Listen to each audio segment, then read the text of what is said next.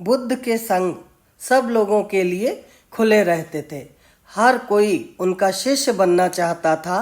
कुछ को तो बुद्ध ऐसे ही अपने संग में शामिल कर लेते थे और कुछ लोगों से कहते थे, एक दिन रात शमशान में रह के आओ। एक व्यक्ति बुद्ध के पास आया और उसने कहा कि मुझे अपना शिष्य बना लो। तब बुद्ध ने उससे कहा कि तुम्हें पहले 24 घंटे शमशान में जाके रहना होगा और वहां तुम जो कुछ भी सीखो आकर मुझे बताना। उस व्यक्ति ने कहा, शमशान में तो बहुत खतरा है, दिन में तो फिर भी सही है, दिन में तो मैं रह लूंगा, लेकिन रात को तो वहां भूत प्रेत आएंगे, उनसे मुझे डर लगता है। तब बुद्ध ने कहा, तुमने देखा है क्या भूत प्रेत को? उस व्यक्ति ने कहा, मैंने अपनी आंखों से देखा तो नहीं है, लेकिन सुना बहुत कुछ है। मैंने ये भी सुना है कि कुछ लोगों के अंदर भूत प्रेत आते हैं और वो अजीब अजीब सी हरकतें करने लगते हैं। तब बुद्ध ने कहा, तुम्हारे पास बहुत सुनहरा अवसर है ये जानने के लिए कि भूत प्रेत होते हैं या नहीं। अगर होते हैं तो तुम शमशान से आके भूत प्रेतों का विश्लेषण करके हमें बताना। अगर नहीं होते हैं तो तुम्हें पता चल जाएगा कि भूत प्रेत होते ही नहीं है। लेकिन तुम शमशान में जाके घबराना बिल्कुल नहीं।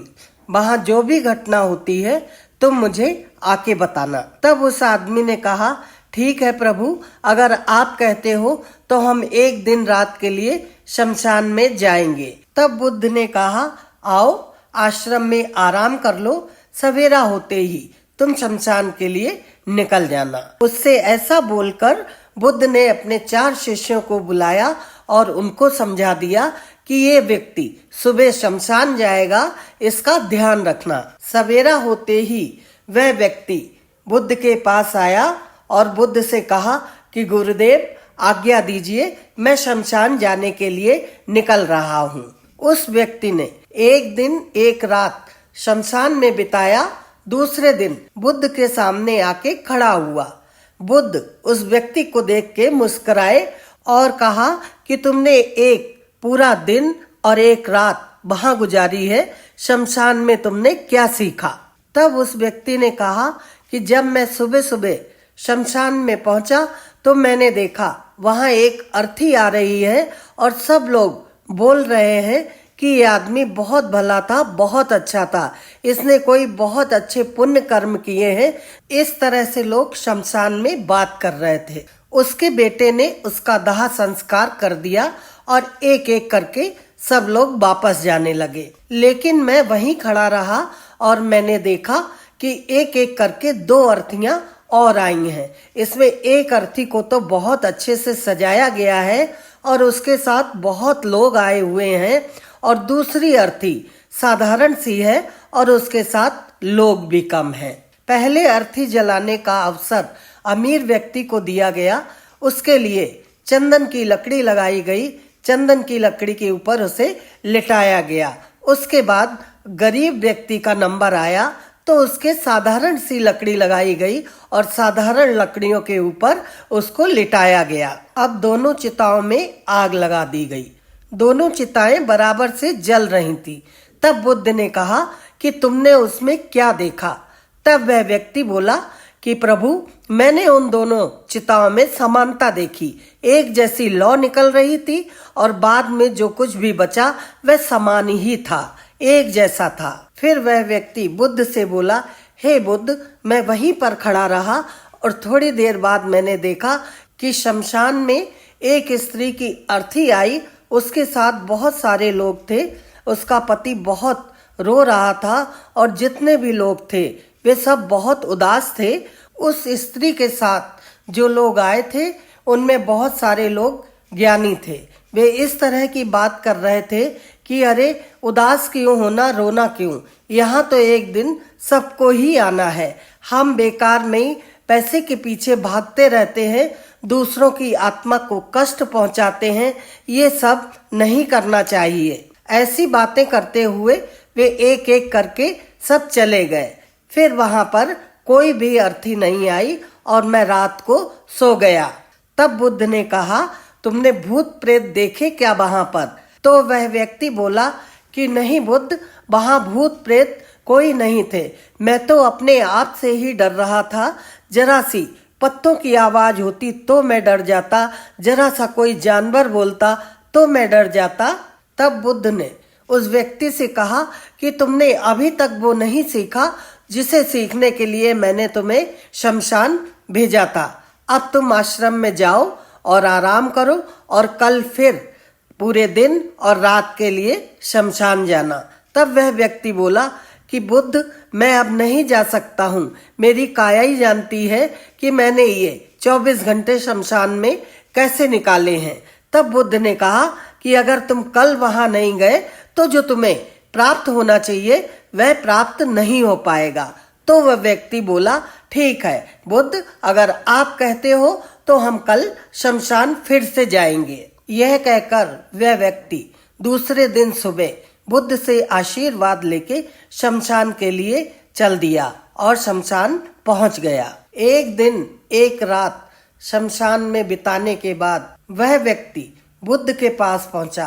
तब बुद्ध ने उस व्यक्ति से कहा, तुम्हें वह चीज मिल गई? तब वो व्यक्ति बोला, हाँ मिल गई। तो बुद्ध ने कहा, बताओ क्या मिला तुम्हें? उसने कहा, बुद्ध, मैंने शाम को देखा कि कुछ लोग मेरी अर्थी को अपने कंधों पे लिए आ रहे हैं और पीछे पीछे 10-15 लोग चल रहे हैं। मेरे पिताजी आगे आगे चल रहे हैं और वे बहुत उदास हैं। मेरा भाई भी एक तरफ खड़ा है और बहुत उदास है। कुछ लोग मेरी अर्थी के ऊपर फूल फेंक रहे हैं। कुछ रिश्तेदार वास्तव में उदास हैं और कुछ उदासी का नाटक कर रहे हैं। कुछ रिश्तेदार मेरे पिताजी को सांत्वना दे रहे हैं और कुछ रिश्तेदार भाई को सांत्वना दे रहे हैं और कह रहे हैं कि अब माता पिता की और घर की जिम्मेदारी तुम्हारे कंधों पे आ गई है। इतने में मैंने देखा कि मुझे चिता पे लिटा दिया गया है और मैं बार बार उठने की कोशिश कर रहा हूँ। मैं सांस लेने की कोशिश कर रहा हूँ लेकिन मेरे अंदर सांस नहीं है। मैं उठना चाहता हूँ। मैं मेरे पिताजी को सांत्वना देना चाहता हूँ, अपने भाई को समझाना चाहता हूँ कि अब मैं जा रहा हूँ, माता पिता की जिम्मेदारी अब तुम्हारे ऊपर है, लेकिन मैं कुछ कर नहीं पा रहा हूँ। बार बार मैं व्याकुल हो रहा हूँ। मैं सोच रहा हूँ कि मैं क्यों नहीं उठ पा रहा हूँ। इतने में मेरी चिता के ऊपर लकड़ियां सजाई जाने लगी। मैं सब देख रहा था लेकिन मैं कुछ बोल नहीं पा रहा था। थोड़ी देर में मेरा मुंह ढक दिया गया और मुझे एक गर्मी का एहसास हुआ। फिर मैंने देखा कि मेरी चिता जलने लगी है। मेरी हड्डियां जल रही हैं, मेरा मांस जल रहा है, पूरा शरीर जल रहा है। मैं वहां से उठना चाहता था लेकिन उठ नहीं पा रहा था। मुझे बहुत उलझन हो रही थी, घबराहट हो रही थी। बार बार कोशिश कर रहा था कि यहाँ से मैं उठूं, लेकिन मैंने देखा अंतिम रूप में मेरे पास सिर्फ मेरी राख ही बची थी। उस व्यक्ति ने बुद्ध से कहा, बुद्ध, उस पूरी रात ना तो मैं डरा और ना ही डर का एहसास हुआ और सुबह उठा आपके पास आ गया।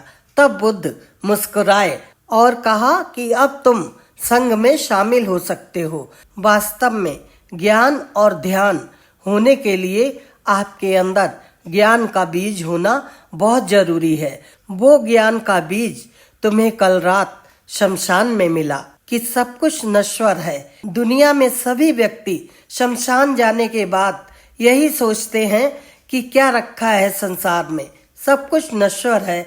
लेकिन जैसे ही शमशान के बाहर निकलते हैं वही पुराने कर्म, अधर्म, क्रूरता ये सब करने लग जाते हैं। जैसे ही शमशान में जाते हैं सब धार्मिक बन जाते हैं। पहली बार जब तुम शमशान में गए थे तब उन्हीं व्यक्तियों की तरह से ज्ञानी थे जैसे महाज्ञानी शमशान में आते हैं। लेकिन जैसे ही तुम दोबारा गए और जब वापस आए तो तुम्हारे अंदर भी ज्ञान का बीज उत्पन्न हो गया है। हम तब तक जीवन को नहीं समझ सकते हैं जब तक हम मृत्यु को नहीं जानते हैं। तुमने कल एक ऐसा ध्यान का बीज पाया है जिसे आपको वृक्ष बनाना है और सैकड़ों लोगों को उस वृक्ष की छाया देनी है। ये जीवन तो क्षणभंगुर है, इसलिए हमें अपने कर्मों पे ध्यान देना चाहिए। दोस्तों, इस कहानी से आपने क्या सीखा हमें कमेंट्स में लिख के जरूर बताइए। और हमारे चैनल सनातन लॉजिक पर अगर आप पहली बार आए हैं तो सब्सक्राइब जरूर कीजिए। राधे राधे।